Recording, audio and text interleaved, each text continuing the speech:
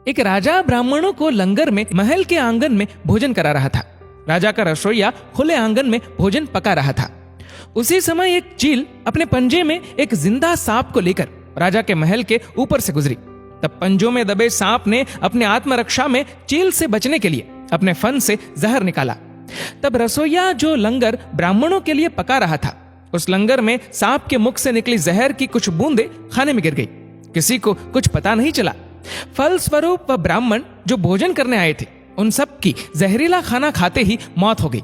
अब जब राजा को सारे ब्राह्मणों की मृत्यु का पता चला तो ब्रह्म हत्या होने से उसे बहुत दुख हुआ। ऐसे में अब ऊपर बैठे यमराज के लिए भी यह फैसला लेना मुश्किल हो गया कि इस पाप कर्म का फल किसके खाते में जाएगा। पहला, राजा जिसको पता ही नहीं था कि खाना जहरीला हो गया है। दूसरा, रसोइया जिसको पता ही नहीं था कि खाना बनाते समय वह जहरीला हो गया है। तीसरा, वह चिल जो जहरीला सांप लिए राजा के महल से गुजरी। चौथा, या वह सांप जिसने अपनी आत्मरक्षा में जहर निकाला। बहुत दिनों तक ये मामला यमराज के लेखे जोखे में अटका रहा। फिर कुछ समय बाद कुछ ब्राह्मण राजा से मिलने उस राज्य में आए और उन्होंने किसी महिला से महल का रास्ता पूछा।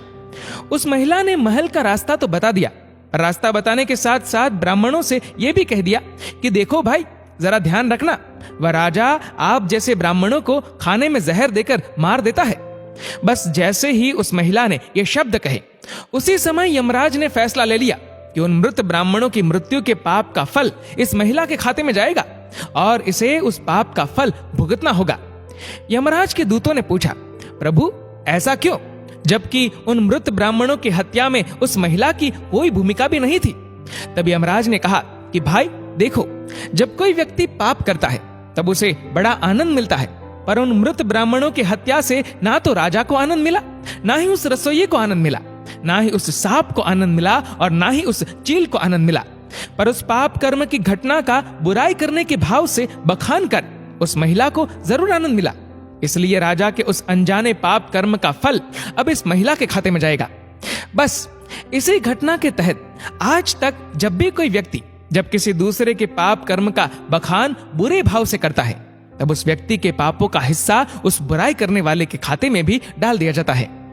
अक्सर हम जीवन में सोचते हैं कि हमने जीवन में ऐसा कोई पाप नहीं किया, फिर भी हमारे जीवन में इतना कष्ट क्यों आया।